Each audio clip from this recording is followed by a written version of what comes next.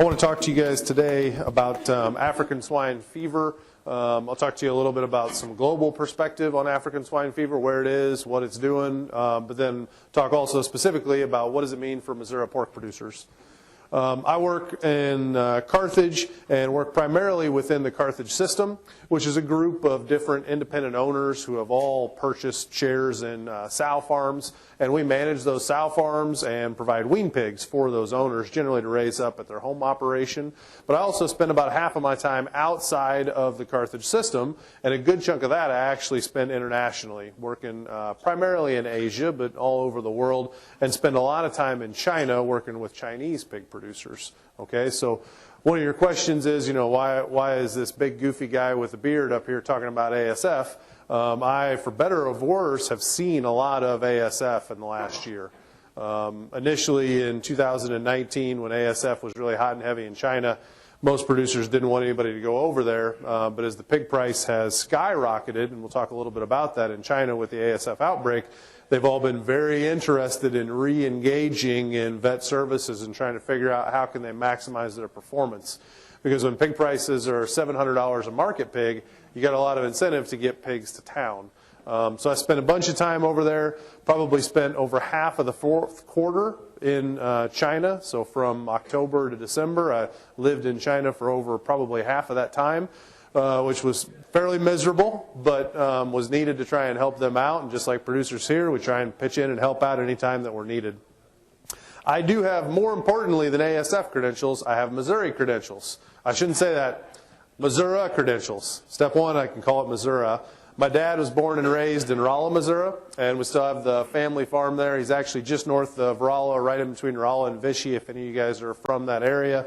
My dad is a mixed animal veterinarian. He moved over to the dark side and got a job in Illinois right when he graduated out of Columbia here. So I'm born and raised in Illinois, but I'm only half bad because I'm at least half from Missouri. So hopefully half of what I say is actually worthwhile. Start talking about ASF a little bit. I know you guys have probably heard quite a bit about it already, but it's a very unique disease. It's a very unique virus, a very large virus, and it does not have a lot of ancestors out there in terms of other viruses that are like it, which is a good thing because it sure kills a whole bunch of pigs. And we've generally thought of it as an incurable disease, meaning that when a farm gets ASF, it is a death sentence for the entire farm. When an animal gets ASF, they're destined to death. And it's not quite as black and white as that, but as a good rule of thumb, you don't want anything to do with it. You think PRRS is miserable, you think PED is miserable, you're right, they are. ASF is worse, I can promise you that. You want nothing to do with it. It is endemic in wild boars, and I think that's something to highlight given all the wild boars that we have throughout the Midwest.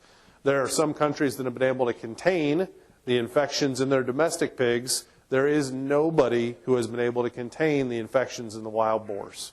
Where it's gotten in the wild boars, it has stayed in the wild boars, and nobody has a good solution for that. Everybody, no matter where you're at in the world that's in the pig industry, should understand these clinical signs of ASF. And the pictures show some fairly remarkable clinical signs, some fairly obvious things that you might think, well, yeah, if I saw a pig look like that, I probably would ask some questions. But a pig that looks like this, how many of you guys have seen pigs that look like that? Everybody has seen a pig that looks like that, right? That's a pig that's got septicemia or a blood-borne infection, and that's ultimately what the ASF is, all right? Now, since 100% of them almost keel over dead in about a week, that's pretty impressive to see, but it doesn't move very fast through a population. Where I'm going with this is you really need to keep an eye out for the clinical signs because it's not going to smack you in the face if you're the first case. You're not going to walk in the barn and instantly say, oh, I know I've got some big disease outbreak that I've never seen before. And we need to identify it fast if we are going to actually find it. So keep an eye out for these signs. In my experience walking farms in China that are infected with ASF, these are the things that we're looking for. And it's kind of in order of what you'll see in terms of the order of the clinical signs in an infected animal. They'll go off feed first, all right? So reduce feed intake. The second thing that you'll see is they'll get a very, very high fever. Then you'll see more of the classic lesions that you'll hear with ASF. A lot of times you'll hear the hemorrhage in the skin or the blue and purple skin, and we can see that down here. But I would tell you a lot of times before it turns blue, they just get red. They almost look like they've got a suntan or like they've been panting and breathing real hard. Their skin down their side will just get red before it gets blue. And so you'll see all that, and eventually you'll see them in respiratory distress where they've got generally discolored skin and they're just panting. Like a pig that's got PRRS really bad. They're just sitting there breathing really heavy. If what I just described sounds like something you've seen before, that was the goal of describing it to you, right? We have clinical signs of diseases here in the U.S. that look somewhat similar. And I just want to reinforce with you guys, if you got any concerns at all, talk to your veterinarian. You know, everybody's got a phone that takes pictures right now, and everybody can receive text messages. You know, snap a picture and get it somehow, some way to your veterinarian and just say, hey, what do you think, Doc? Is this something we should take a closer look at? Because the whole industry is dependent on us finding it fast if it's here. Diagnosis is not as straightforward as we would like it to be. What I mean by that is we don't have very many validated sample types, okay? These are the validated sample types that we can do a PCR on. We can do it on whole blood, we can do it on spleen, we can do it on tonsil, or we can do it on lymph node, all right? You don't see oral fluids up there. That's a big, big, big problem if we have to test a lot of hogs in a hurry, right? This blood is not the serum that we normally would do for like an ELISA test or some sort of serology, you know, checking titers for diseases. We actually have to use a different blood tube to collect this whole blood. And I'll be honest with you, I as a veterinarian don't always have a ton of those blood tubes floating around because we don't use that whole blood for very many other tests. Now this doesn't mean that the serum or the oral fluids may not be good tests. It just means they aren't validated. Why is that important? Because the government's in charge of testing with ASF. I can't test for ASF. If you call me and you say, I got a picture of these pigs right here, it's not my decision to say, let's run an ASF PCR and see what's going on here. I'm a pass-through to the government at that point, and I call up the government and I say, Mr. State Animal Health Official or Mrs. State Animal Health Official, I got clinical signs of concern. What would you like to do about it? Those folks are restricted to only taking these type of samples. And if we have a big outbreak where, again, we got to test a bunch of hogs in a hurry, that's a big, big, big deal. So just remember, there's only a few validated sample types, and everything else is not going to be accepted as a reasonable sample to test and demonstrate that your farm is not affected with ASF. How does it transmit? Certainly it can move from pig to pig, but generally it doesn't transmit fast in a population. When it transmits over large distances, it is always human beings doing the transmission. We have moved infected hogs or we have moved infected meat from one region to another. You'll hear a lot of the European experts that will say, how fast does ASF move? 70 miles an hour, because that's how fast you run it up and down the interstate. And you look at some of the big jumps that it has taken from region to region, we are the problem with ASF. It does not spread very fast amongst pig populations. This is a chart from Brett Stewart. At least I've seen him use this in several different slide sets that I think really drives home one of the concerns we should have for ASF. And in this chart, they just show an example of 100 hogs in a pen, and the red dots would be the infected ones, the black dots would be the dead ones, and the blue dots would be the normal ones. Okay? With foot and mouth disease, you have a lot of animals affected, but not many of them die. So foot and mouth spreads like crazy. I also have that in China. You see that a lot. Moves through a population very, very fast, but not many of them die. They may get a little bit sick. You might see some of the classic lesions, but they don't die. All right? Classical swine fever is another disease we got to deal with over there. It moves reasonably fast, not as fast as foot and mouth, but reasonably fast, but it also kills a bunch of hogs. So it does set off a lot of alarm bells. ASF, it kills most of the ones that get infected. There aren't very many infected at any given time within a population, but it doesn't move fast, particularly in a crated facility, like a sow farm, a gestation barn. It does not move quickly. It's insidious, is what they would say. It's kind of like kidney disease in people. By the time you realize you got a problem, the horse can be out the barn, and maybe if you're lucky, you can see the horse's rear end running a long ways away. But that's a big problem with this disease, and why we've got to stay vigilant is we've got to catch it when it's in this situation before we move these hogs all over the place. Traditionally, if you had ASF anywhere in the world, you were going to depopulate. Depopulate means that we euthanize everything, and everything finds a burial or incineration home as close to the farm as possible. We clean everything up, we have lots of downtime, and we completely start over. That's historically been the playbook with ASF no matter where you're at in the world. As is often the case in China, they're ripping up the playbook and starting over with a new playbook, right, Jim? We'll see how some of the new playbook or tactics that they're applying are going to work, but they simply don't have this option. So many farms have been affected in a short amount of time that they just can't euthanize everything. They have to try partial depopulations, and they're trying vaccines, and we'll talk a little bit about that stuff here in a little bit. But basically what's happened in China in the last, call it year, 18 months now, is the same thing that happened to us the first year of PED. 60 to 70% of all the farms have been affected. And if you just said, all right, all those farms got to completely depopulate, and you got to stay empty for 6 months, and then we got to repopulate them. Remember, they got half the world's pigs. Where are you going to get all those gilts from? Right? So those are the questions they're asking themselves now, and really it's necessary for them to try and take some alternative strategies to fixing this problem, because they simply can't do that. Now, before we dive deep into China, let's talk about ASF in the European Union, because it's been in the European Union a lot longer than it's been in China. For over 10 years now, it's been present primarily in the eastern bloc of the European Union. A lot of the old Russian Soviet states came up first here in Georgia. And this is not Georgia like Atlanta, Georgia. This is Georgia like in Europe, Georgia. And they've actually named the strain that's blown up all throughout the world the Georgia strain. Came up out of Africa. Africa's down here on the map. Came up out of Africa, and then it's spread throughout Russia and these old Soviet states. You can see that most of the countries here have been affected, either with wild boars in the blue dots or domestic pigs in the red dots. And unfortunately, you see lots of both type of dots. You see lots of commercial farms that have been infected, and you see lots of wild boars. The wild boars remain the biggest concern, and we see the wild boars marching this direction. There are lots of pigs in this part of the world. There are also lots of pigs over here in Germany, lots of pigs in Spain, and lots of pigs in Denmark. And you can't even see on this map over here Belgium, where they have had infections in the wild boar population in the last year. So Europe is in a really tough situation where they're finding themselves over and over again more and more infected. And I don't see Greece on here, but Greece actually announced in the last week or early this week, I can't remember, but Greece announced they as well are also now infected. So we continue to give ground on ASF. What I mean by that is there's less and less ASF-free countries in the world every single month. And that's an unfortunate reality. If you look at the number of cases, you can see that the notifications of cases of wild boars are always greater each year than the notifications of farm pigs. Some of that is because each individual boar is a case, right? So you find a dead boar, you test him. If he's positive, he's a case. These farms may have 10,000 pigs on them, but they count as one case, okay? So take that with a bit of a grain of salt. But obviously the biosecurity, we would hope, helps keep it out of the farms. You see a big increase from 2017 with only 124 infections in all of the European Union to 2018 with about 10 times that number in the domestic pigs. So I want to deep dive that a little bit. You know, what happened between 2017 and 2018 to explode the number of cases in their domestic pig farms in Europe.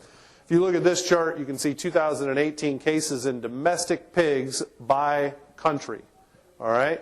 And you see Romania jumps out as the primary driver of all of those cases. If you take Romania out, it doesn't look as dramatic nearly. And so why Romania? Well, we've got a vet who works at Carthage who's actually did his veterinary degree originally at Romania, Dr. Attila Farkas, if you guys have ever met him. And Attila understands the country, and he would tell you that the biggest thing with Romania is it's got the biggest backyard pig population or small producer population of any of those European countries. And for a long time, the Romanian smaller producers did not really believe that ASF was a problem. In fact, many of them thought it was a government hoax, thought it was something meant to kind of drive the little guys out of business, that they were trying to trick them into going out of business because there was this disease that might cause a problem for them. It's obviously not the case, but it's caused huge problems once it started to move through that country because the people simply weren't prepared. You had lots of pigs that had outdoor access, and you had lots of pigs that really had minimal biosecurity. I bring that up because we have many small farms here in the United States. You know, they're not all mega monster farms, right? There's a lot of people that raise pigs to show, got 4-H projects. Maybe they get a little purebred herd that they play around with on the side. There's a lot of small farms out there. Had many kids come through our Carthage booth this morning and ask that question on their forum, and their question for us was, what does biosecurity mean to our operation? Every one of those kids got a big dose of biosecurity when they stopped by, and they ran away crying in about 5 minutes, but I stopped talking at that point. But in all honesty, right, it was a great way to educate them, because if you think about what's happened in Europe, most of the modern farms have been able to keep ASF out of their walls. Maybe not out of their country, but the modern farms, the domestic farms, commercial farms have kept it out. The backyard producers and the small producers have not. So if you're sitting out there in the crowd and you're like, well, you know, I just got some show pigs at home and it's not really that big of a deal, you're actually probably one of the most susceptible folks to having issues with this, at least based on what we've seen in Europe. And I think that Chinese data, if we ever had good data from it, would tell you the exact same situation in China. The small producers typically have less biosecurity. They're more at risk to get this disease, unfortunately. All right, so let's jump into a little bit of Asia and what's going on there. This map was from right around the turn of the year, so 2020.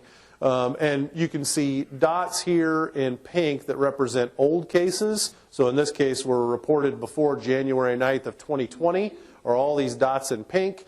And then you can see some dots in red that would have been new cases, I think, for that particular week or couple week period, something like that. I really just show you this map to show you it's not a China problem. I know you guys probably have not traveled a lot in this area, but this is a huge geographic area we're looking at in this map. I know it looks like kind of a small area and there's no perspective with it. This is like the size of North America for what we're looking at, okay?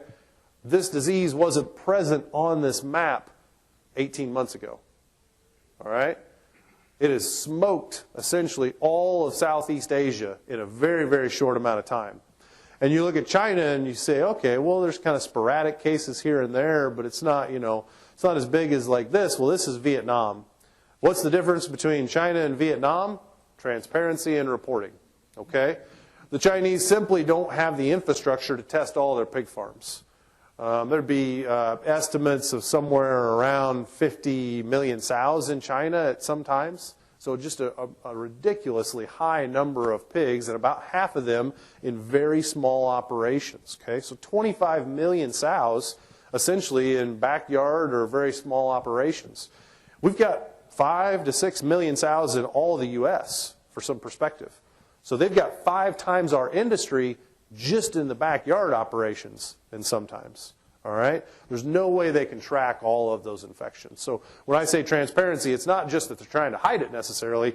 There's no way they could ever get their hands around exactly how many cases there are out there, nor would people generally be willing to raise their hand and say, yes, I'm participating in this ASF outbreak. The Vietnam thing is something that we can learn from, and I think truly appreciate how rapid the spread can be when we aren't prepared for it. A little bit on the China outbreak and kind of when it started. It was reported in August of 2018, but all the epidemiologic data would suggest it was actually there at least in April of 2018. So it took the Chinese somewhere around 4 or 5 months to find it. Think about that, right? 4 or 5 months before they found it. With the pig movements that we have here in the United States and how connected everything is, where's it going to be if we don't find it in the first 4 or 5 months? Everywhere there's pigs.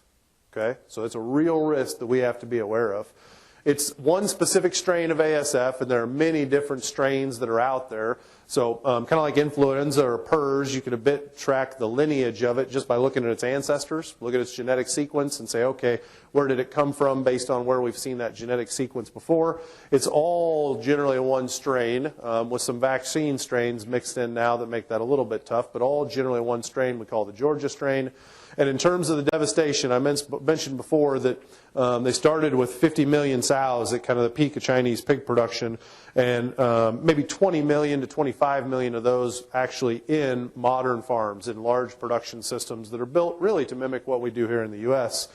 The Chinese Ministry of Agriculture, this was their estimate when I was over there for a layman conference in China in October of last year. Their estimate was 6 million sows remained in modern farms. 6 million live functional sows remained in modern farms. So from 20 to 25 million down to 6 million. And that's in the modern farms with the best biosecurity that they have. Not saying that we couldn't do biosecurity better, but that's a devastating situation. So we just have to be aware of how quickly that moved through their population and how we are susceptible to the same thing, right? What happened with PED? What's happened with PRRS? Seneca Valley virus, Delta coronavirus, right? Have we really contained those things, or are we just living with them at low levels in our industry? Let's talk a little bit about Vietnam, because this is really the most accurate data I think we have about how it can spread through a country.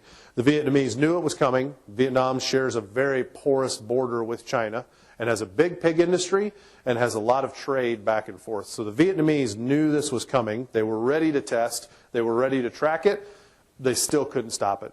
So these, I don't know what they call them in Vietnam, but let's call them counties or states, essentially. All these little borders that you see are different geographic areas that reflect a region within the country of Vietnam, so to say.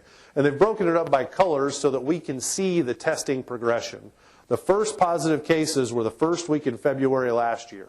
Okay, so almost exactly 12 months ago today, they found it, and not surprisingly, they found it up near, this is Hanoi. There's two big cities, Hanoi and Ho Chi Minh City. Hanoi's in the north, separated by about 1,000 miles from Ho Chi Minh City if you have to drive it. Not surprisingly, the Chinese border up here, they found it up here around Hanoi to start with. And soon after, it kind of went into this neighboring province that's also sharing a border with China and also high risk, and none of that was very surprising. You look at the timeline down here, this is the number of cases, and the colors indicate where the cases came from. So when I say the first cases came from up here, I know that because this is all orange right here. And then we see some blue start to pop in, and this is April, so in 2 months, it'd kind of taken this area out. But then look what happened here in May, and by the time we got to June, we had moved it 1,000 miles from the top all the way down to the bottom. You know what this border is right here? The ocean. Okay? So it's not like there was another country from that side that was pushing virus down to the south. This was all human transmission of meat or pigs. This ends in July. This is 4 to 5 months. It went 1,000 miles. Okay? For perspective, that's taking it all the way past Denver. Right? That's taking it all the way to the East Coast from here in 4 to 5 months. And they knew it was coming. Not saying they were ready for it, but they knew it was coming. We're kind of in the same boat right now. There have absolutely been pork shortages in China. I know you guys watch the markets, probably painfully so. Same with us in Carthage. The last 2 weeks ago was a real bloodbath. We got through the ASF scare, and now we got coronavirus scare, but that's another story. I spent a lot of time in China. I've not eaten a lot of pork in China over the last year when I haven't been on a pig farm. On a pig farm, we'll live on the pig farm, we're working on pig farms, and they will harvest a pig from the farm. So you have pork to eat on the pig farm. But when you go out to a restaurant or something like that, we would always eat pork before, right? I'm a pig veterinarian. You're going to eat pork if they take you out to a restaurant.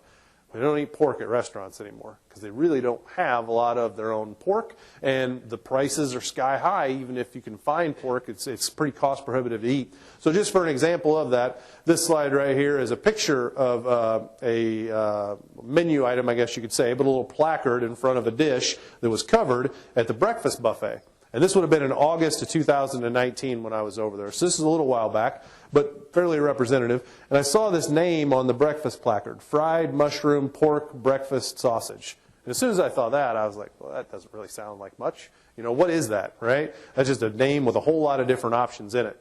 And so I popped open the tray, and this is fried mushroom pork breakfast sausage, which I think is mushrooms and a little bit of sage to make it taste like sausage. Okay? But so the reality is they've been short on pork for a little while. A lot of us seem to think, well, they've got to buy our pork, right? Well, I didn't say they're short on food. I said they're short on pork, right? What happens if we lost all our pork tomorrow? Well, that wouldn't be the best, but is anybody in here going to starve if we don't have pork tomorrow? No. Chicken price will go up, beef price will go up, duck, people experiment with lamb and that sort of stuff. Guess what's going on in China right now? They're trying to eat different stuff. Okay? So I just share with that perspective, the pork shortage over there is absolutely real. How much will it change buying habits? I have no idea. I mean, they're very aware that we're in a trade war. They're also aware that not buying our pork is a huge piece of leverage that they can have against us. So that's all to be determined from my perspective. What has it done to producer economics? All right? It has been awesome for producer economics. Who here expected that I would say that? Remember in PED? Was PED a good financial year for producers or a bad financial year for producers? For a lot of producers, it was the best financial year they've ever had, right? Because supply and demand don't move linearly. When you lose supply by 1%, it's not like the cost is going to change 1%. There's an overreaction to that, okay? So they're seeing the same thing in China right now. If you have some pigs, they are more than worth enough to cover your operations. At $700 a market pig, you can have a sow farm that's doing 4 PSY and breaking even. As crazy as that sounds, that's the reality of it, okay? If you could buy wean pigs over there the last time I was there, it was $250 for a barrow and $400 for a gilt as a wean pig. Why $400 for a gilt? Because somebody was going to put her into a sow farm. Just as a commercial pig. She was going to get raised up, but she was going into a sow farm because she was a female. And they don't have any other gilt options right now, okay? This gentleman right here is the owner of Muyan, he and his wife. Muyan is the second largest pork producer in China right now behind the Wins Group. They expect to catch the Wins Group and pass them. This outbreak in China has created many millionaires and many billionaires. All right? He still owns over half of the shares of Muyan. He and his wife. They started it with 22 sows. Long time ago, but they started it with 22 sows. Really neat success story. They're wonderful people. I get to interact with them about once a year. This is he and I at a conference together here last year. You can see the stock price of his Muyan shares. They're publicly traded in China throughout the years. And you can see that initially when it got reported, it went down a little bit. But then as people started to realize that the pork shortage would come, they felt like they'd weathered the storm pretty well. And right, wrong, or indifferent, they've kept a lot of pigs on paper. And people have pumped money into the Chinese stock market. Pumped money into it. So look what has happened to the price of his stock value. It's went absolutely through the roof. So, I know you didn't expect that, but the Chinese producer economics have been outstanding over the last 18 months. If you have pigs, you're making money hand over fist. Here you can see the price per kilogram in RMB, just showing you that it went up like crazy. You can see when they ran out of pork here. About halfway through 2019, they had slaughtered all the pigs that had been infected at various weights, and you can only kill the pig once, right? So if you got a bunch of 50-pound feeder pigs that break with ASF, you can ship them and you can harvest them, and you got 50-pound pigs that you can harvest, but you can only do that one time. And so that kept meat in the supply chain for a period of time while the whole country had the outbreak. You can imagine that no matter what the size of the operation was, if you were just going to slaughter them all, well, you got a bunch of meat sitting around at that point. But you can see clearly when they ran out of meat and what happened to the price of pork when that happened. Repopulation was not very good early on, so when they started to put animals back into sow farms that had been out of operation, they failed on repopulating a lot of those farms early on. I would tell you in hindsight, we just moved too fast. They all knew that there was going to be this huge market opportunity that was going to come up. So if you broke in late 2018, you just wanted to get sows back in your farm as soon as you could because you didn't want to miss the market opportunity. And we moved too fast. We were trying to clean the site at the same time we tried to depopulate it. We just didn't do a very good job. They have done a much better job since then. They really took time off in the summer last year because these repopulations were failing and they ran out of gilts. They took all the gilts they had and stuck them in these early repopulations, and then they ran out. So they really didn't know what to do because they realized if they kept failing, they were going to run out of animals, period, in the country. So they took some time off, had some nice summer heat and some downtime, and since then they have been much more successful. Now, when I say successful, I mean they're placing animals in and not breaking with ASF right away. They still have some very big challenges, not the least of which is the genetics of the animals that they're putting in there. If you're a female pig, you are eligible to go live in a sow farm right now. They don't care what your breeding is. They really don't. There's no other qualifications. No other health status matters. It's just, are you ASF negative and are you a female? If so, come on in. We're going to put you into our sow farm because they don't have any other choices. Significant investments in biosecurity. This is a farm that I visit regularly. It's a farm in the Wins system. This farm has 14,000 sows on it, and this screen right here can be broken up into something like 80 different screens at any given time that are all looking at cameras in different parts of that 14,000 sow farm. There's over 300 cameras available. A lot of them you can talk through. So if you see somebody who's doing something wrong, this manager right here at the desk can actually talk through an app on his phone and say, hey, stop that, don't do that, do something different. Right? They are investing heavily in biosecurity technology right now to try and control this disease because they realize they haven't been successful. You might have heard the term tooth extraction. That's the terminology they're using for partial depopulation. If anybody was around in the pseudo-rabies program days, you may have some experience with partial depopulations of farms here in the U.S. It's been very successful for different diseases in the past. And I mentioned before that kind of out of necessity, that's the approach the Chinese are taking today. Because if you repopulate that 14,000 sow farm, you're going to use a lot of finisher gilts to do it, a lot of commercial gilts. You don't have another 14,000 sows worth of commercial gilts available. So where I'm going with this is now instead of depopulating the whole farm, if they break with ASF, the individual that has the clinical signs or that test positive, they get to leave. But we're leaving other animals in the farm. So we're trying to depopulate parts of the farm and get ahead of it without having to depopulate the whole farm. Reasonably successful. I got a note in here that vaccinated herds may be difficult to monitor. I've been in several farms over there that have vaccinated animals, homemade vaccines, if you will, and it's very difficult to do that in a vaccinated population because you can't trust the tests. PCR positive doesn't tell me anything. I don't know if it's the vaccine or the wild type, and the clinical signs are decreased. So it's harder for me to identify those animals early.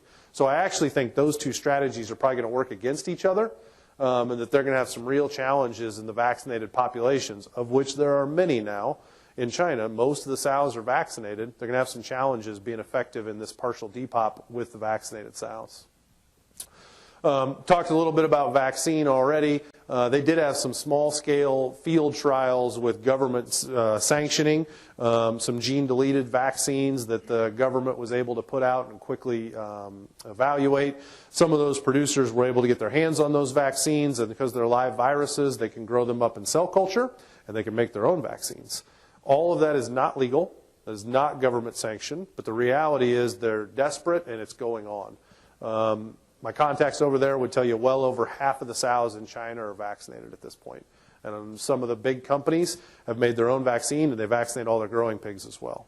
Okay?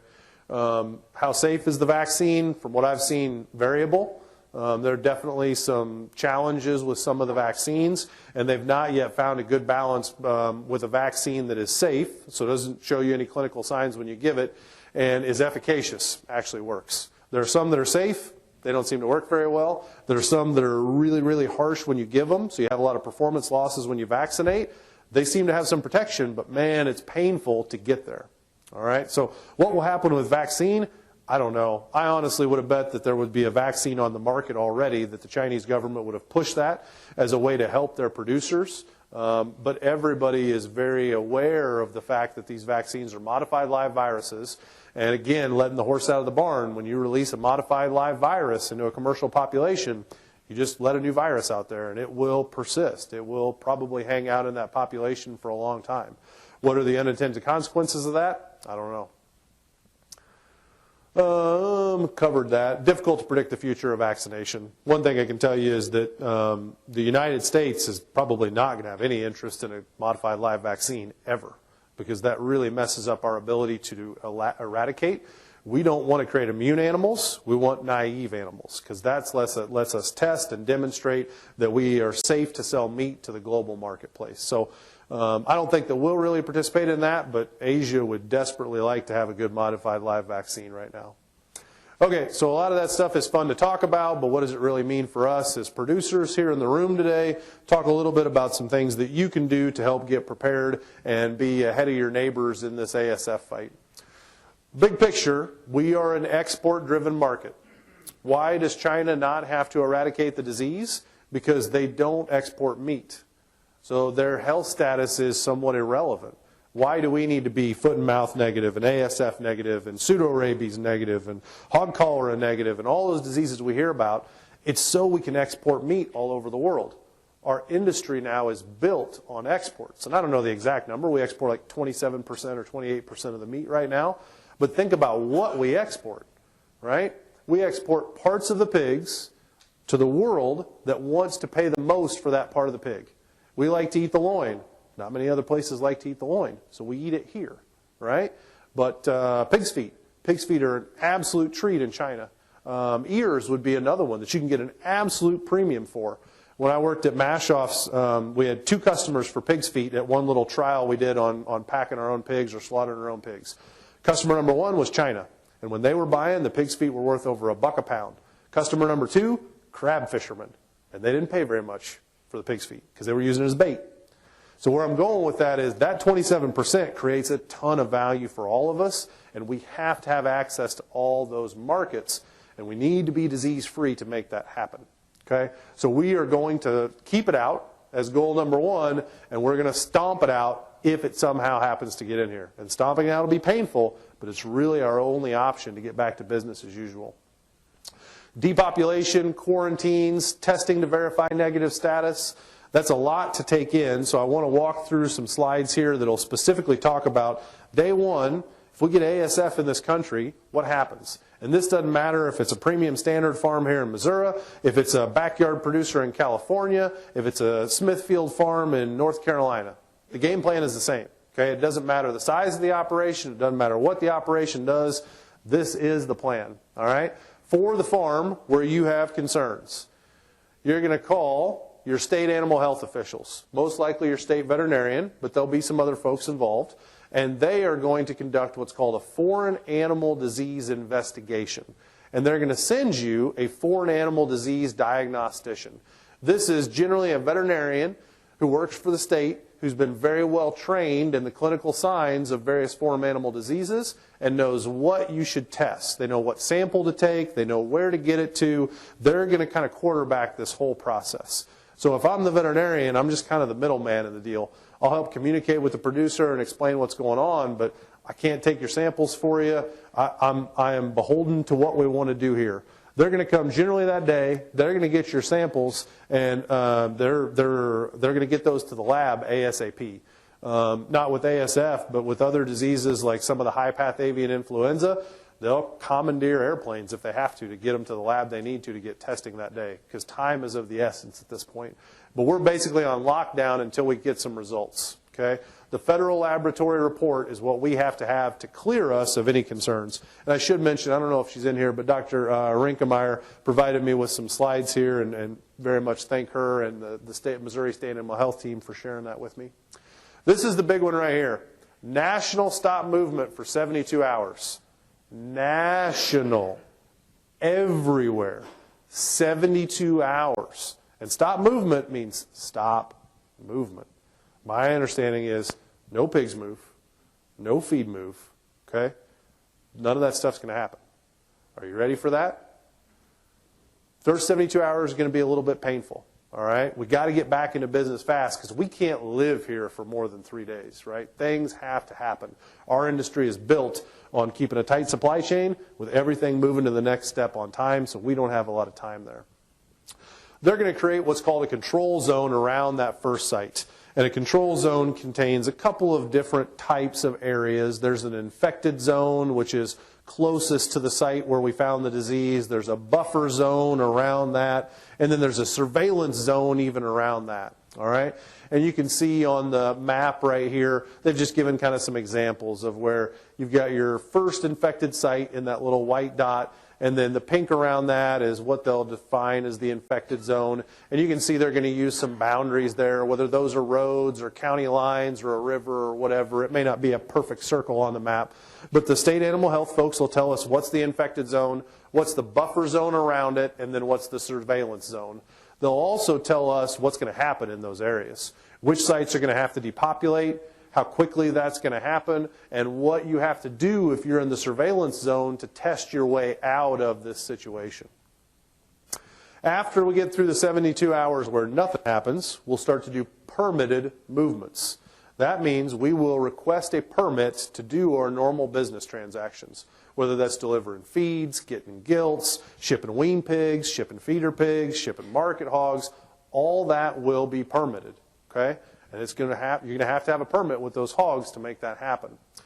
You can see the definition of minimum requirement to move Each state will set that, and in Missouri they're still working on exactly what those requirements are. But they know all these pieces will be on there. So if you don't have stuff that you see on here, we need to get that ASAP. You don't want to be trying to build this stuff during that 72-hour standstill.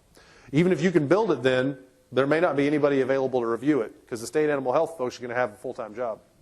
72-hour standstill is only in the control room, correct? 72-hour standstill is the whole nation. Nationwide. Everything. 2-pig farm in Oregon, nationwide standstill. Every pig stops moving. So what are you going to absolutely have to have at a minimum? Premise identification number. Got to have a Prem ID. That is the universal number that the government knows to tie to your site and your location. So you've got to have a PIN. You need a biosecurity protocol. And your biosecurity protocol needs to have been viewed by an accredited veterinarian. I would guess these folks are going to tell you that if your biosecurity protocol hasn't been reviewed by your veterinarian, don't give it to me yet. Talk to your veterinarian about it, the veterinarian you regularly work with. They know your site best. They're going to be able to best tell you, is this going to be successful or not, right? This isn't just paperwork. This is keep ASF out of our farm. So they're going to give you feedback before it even gets to the state animal health people, and you're going to need movement documents. You're going to need to know where these pigs are going, and the traceability is going to have to be with those pigs for you to have any hope of getting these permits. All right, the depopulation is going to be a huge task for sites that have to do that. I have been a part of depopulations, whether it was ventilation failure and we didn't plan to do the depopulation, or where we had to do a depopulation because pigs ate a bunch of rat bait or something like that, and we had to get rid of dozens of hogs. They're no fun. Nobody's prepared for them. We're going to have to use approved methods, okay? That would be captive bolt. That would be CO2. That would be electrocution, okay? Think about how practical each of those are going to be at your operation. If you got 40 hogs, it's different than if you got 4,000, okay? The biggest one I've ever been involved in was 400 market-side hogs where we had to captive bolt all of them. That was a full day's worth of work, and it was a miserable, miserable day. And there are probably 8 to 10 people at that site working all day, moving hogs to the loadout chute, euthanize them on the loadout chute, and get them outside and get them disposed of. It's no fun. That's 400 pigs, okay? Doing that on multiple sites, we're going to chew up a lot of resources in a hurry. Disposal, those carcasses are the biggest risk in an ASF outbreak. The meat is the most infectious part of that animal, and those carcasses are a risk. So we can't just go throw them out in the back 40 and have the coyotes go chew on them and move to the other farms, right? Have the buzzards get a hold of them. We're going to have to get rid of those carcasses in a manner in which we decrease the risk of transmission from those carcasses to other farms, all right? That means burial, composting, incineration, above ground burial, or burning. Those are really your options, okay? None of those are a lot of fun. Start thinking about this part right now. If your operation got hit, what would you do with the carcasses? Because you probably can't dump them on your neighbor. You're going to have to find a piece of ground around you that's practical where we can do some of these activities. And I'm not saying to go out and buy a bunch of equipment so you can incinerate 4,000 pigs. I'm saying think through which of these is going to be your best option, okay? Because that question may come for any of us some point someday. Clean and disinfectant, this will be a government protocol they'll share with us in terms of what procedures, what disinfectants we can use, all that sort of stuff. This one I probably feel the best that we can get accomplished because you got a lot of time to do this. We're not putting any pigs back in these barns for probably 6 months, so we got time. Euthanizing the pigs, that's going to have to happen pretty quick. Disposing of the pigs, that's got to happen pretty quick, okay? This part, we got time, we'll get this part done right. I'm not as worried about this part of it. So what are the key preparation steps that we can do? Number one, work on your biosecurity. All right? Your biosecurity will help keep it out of your site. And that's the best you can hope to do. We can't prevent the two South producer in Oregon from getting infected. But we can keep it out of Missouri. We can keep it out of our farms. I use this slide on every biosecurity talk I ever get. It's something I reference all the time when I'm thinking through setting up a biosecurity plan for a site. I've got listed all the different parts of biosecurity that need to be addressed. I know there's a lot on there, but each of these is a risk to come into your farm and bring disease with it, and then the 3 different ways you can handle it. As a rule of thumb, if you don't need to bring something into the site, don't do it, okay? Everything that comes in is a risk. The easiest way to mitigate risk, just don't do it. I know that's not always practical. So where we can't do that, can we segregate? You know, if we got multiple sites, can we say, well, this welder goes to this site, and the other site gets a different welder, so we don't take it back and forth between sites. If we don't take it back and forth, again, it's not a risk. And anything that goes in needs some sort of hygiene and sanitation before it comes into the farm. Some sort of a disinfection process to clean it up. The first thing you want to do is create some clean and dirty lines around your farm. All right, a clean and dirty line is kind of like the hospital room where it's got the hand pump with the alcohol hand sanitizer on it, and the nurse or doctor, when they walk in, they always hit that thing on the way in and out, right? At least they should. That's a clean and dirty line. There's a hygiene and sanitation step that's happening there. Okay, our farms are the same way. If you got a shower, that's a clean and dirty line. Your loadout chute where that backs up to your truck, that should be a clean and dirty line. You want to identify those. This is a farm that I work at in China, and this is their first clean and dirty line. This is the main road, and this is where you kind of drive into the farm, and they've got a gate right there, and they've got a guard who literally lives here. And you come to that farm, he's going to ask you where you've been. This whole system right here soaks trailers, feed trailers, whatever, and then he's got disinfectant equipment right here. He's going to disinfect you before you come into the site. Okay? That's a clean and dirty line. We generally like to have multiple ones involved in coming into the farm if we can. So if we don't do a good job on the first one, well, we catch it on the second one, hopefully. Benches are an example of a clean and dirty line where we take our shoes off before we go on to the clean side of the bench. The shower, as I mentioned before, and then our loadout areas. We know transport's a big risk, so that area where your chute ends and where that trailer begins, that's the clean and dirty line. We like to keep separation from happening there.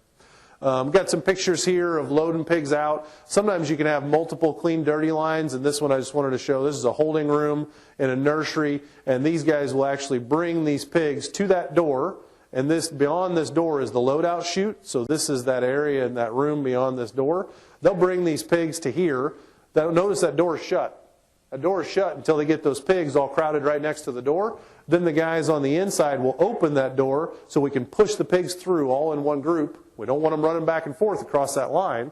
We push them through in one group and we just shut that door. And then the guys who work in here, notice they're wearing Tyvek and gloves.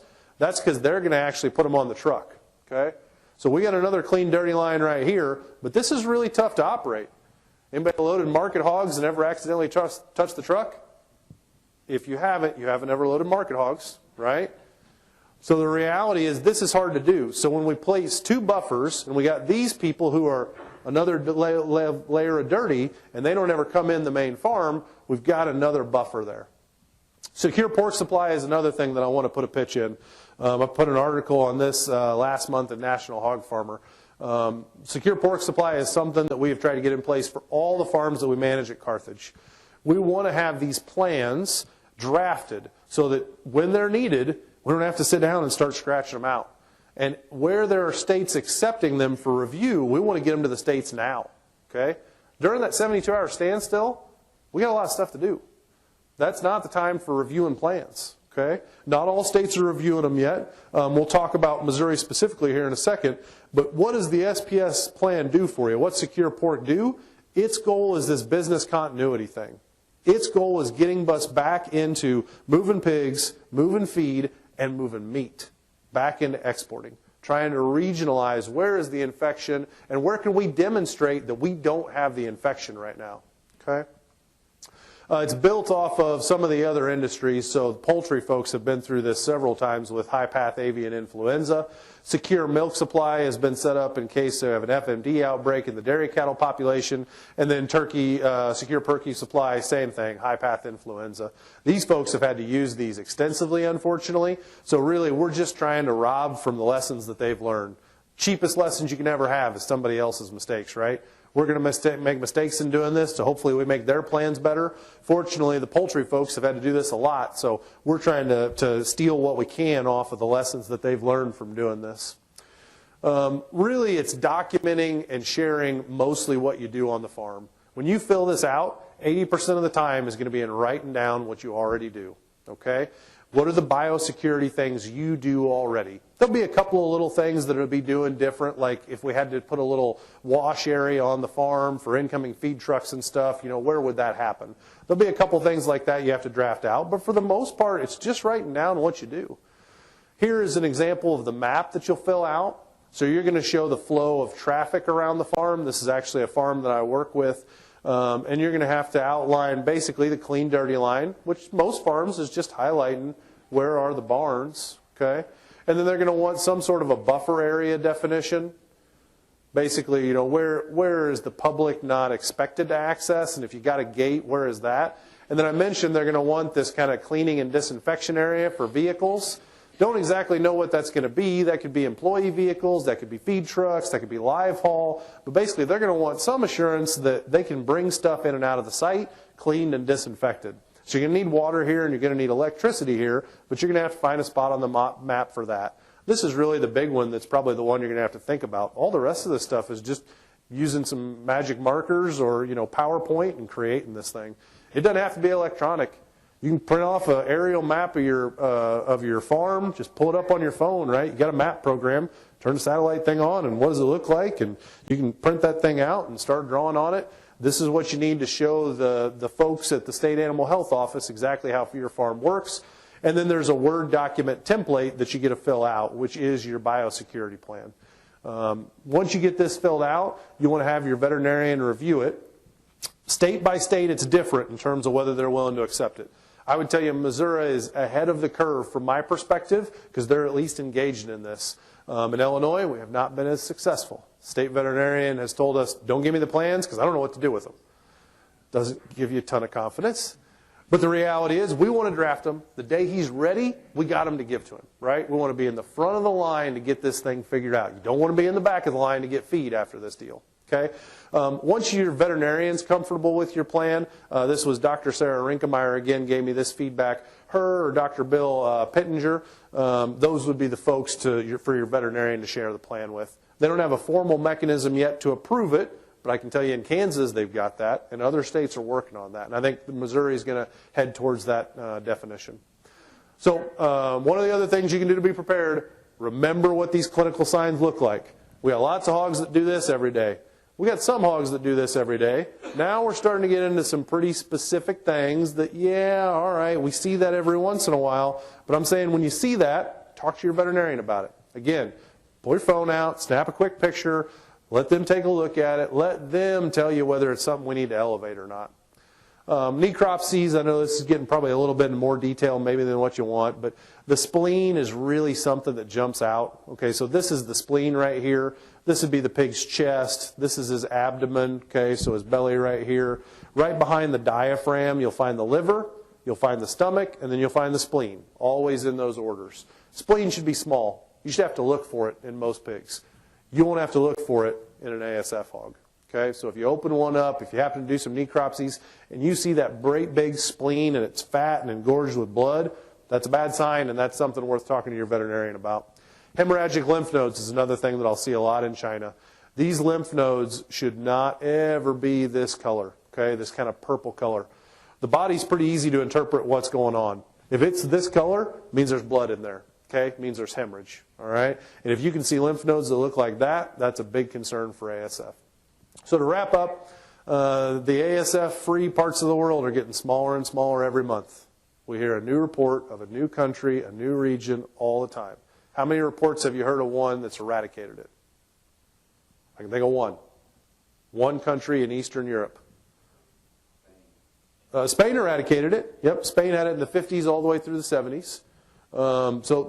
Possible. They would tell you they didn't have the Georgia strain, and they're a little nervous about their ability to eradicate the Georgia strain specifically because it appears to be a little bit tougher. But so we got one. There's one other one, and I can't remember the name of the country, but one other Eastern European country has eradicated, but not many. So it's getting smaller and smaller, and the risk is out there. And I know the coronavirus has shut down some travel to China, but it ain't the only place that's got ASF. Europe's got it. Africa's got it.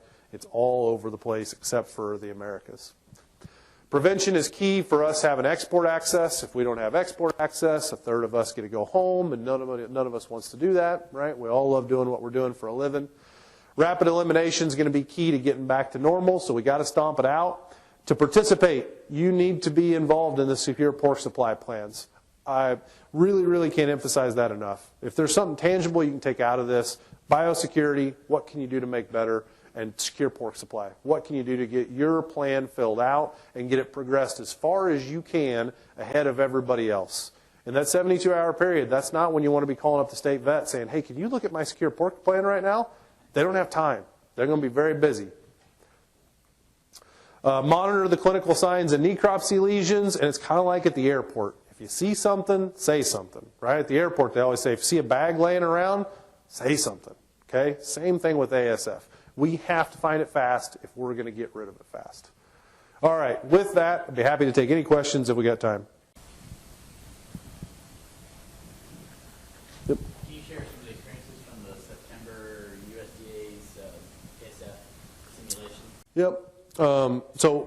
In September, the USDA did a live simulation of an ASF outbreak, and they did it in 14 different states, the 14 states that have the most pigs in the United States. Missouri would have participated in it.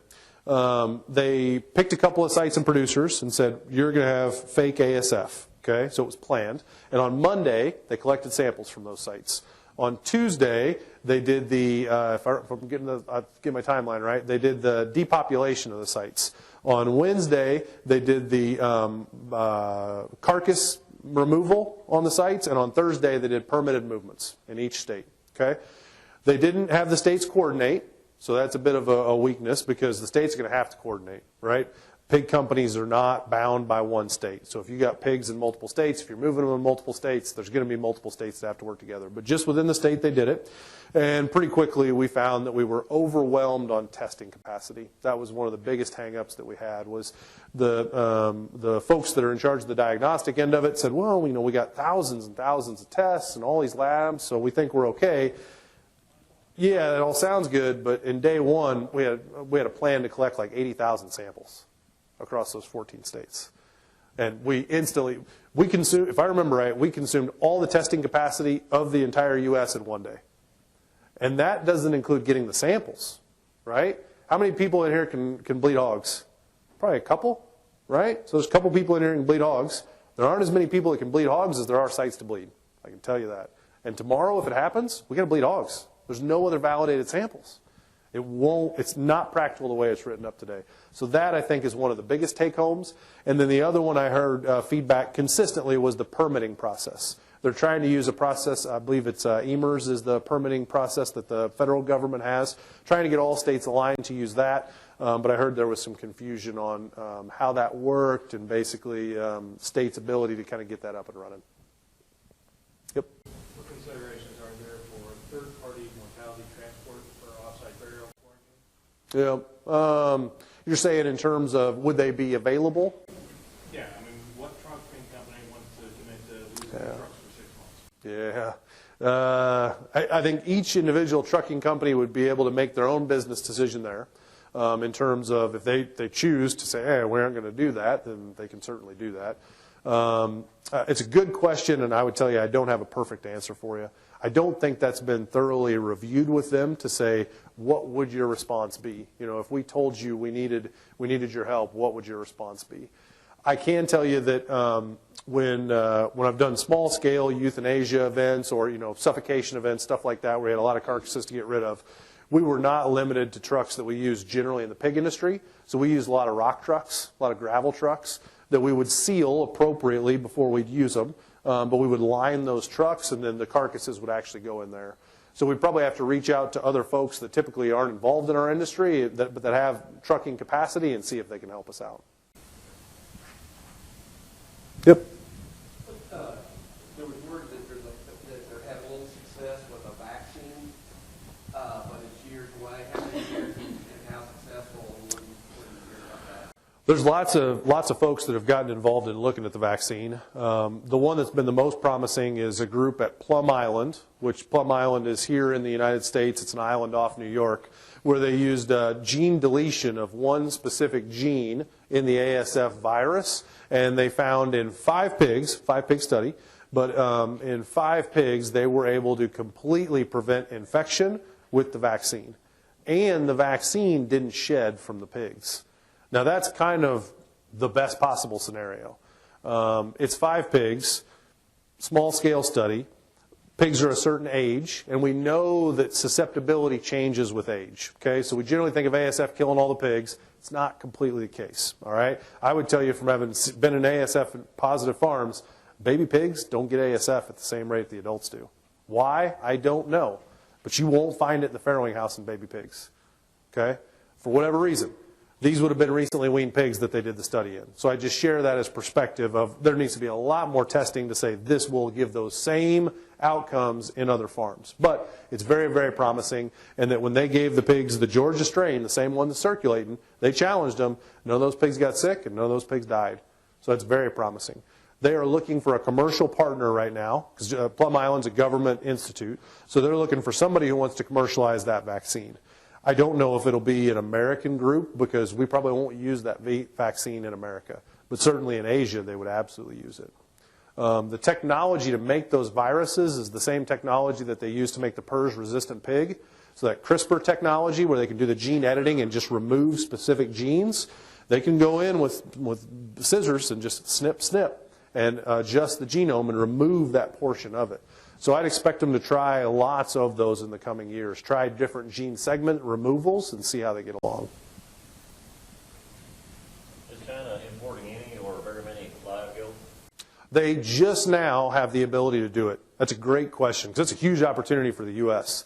And when I worked with other producers, say like in Japan that don't have ASF yet, I tell them all, start breeding your sows with maternal semen. Right? Even a half-bred maternal gilt is better than what they've got today, and they're close, so they could ship them. China informally closed the borders for most of 2019. And what I mean by informally was they never came out and said there are no live animal introductions allowed from the U.S. or Canada, but they wouldn't issue any permits. And that was all part of the trade war stuff. In the last month, the feedback I've gotten from folks in China is they're open to giving permits now. I don't know of any pigs that are on the way there, but I think it's a short matter of time before that starts to happen. They have tremendous need. We have tons of gilts. It makes tons of sense. Yep. Coronavirus might have helped us in a way with ASF. Yeah.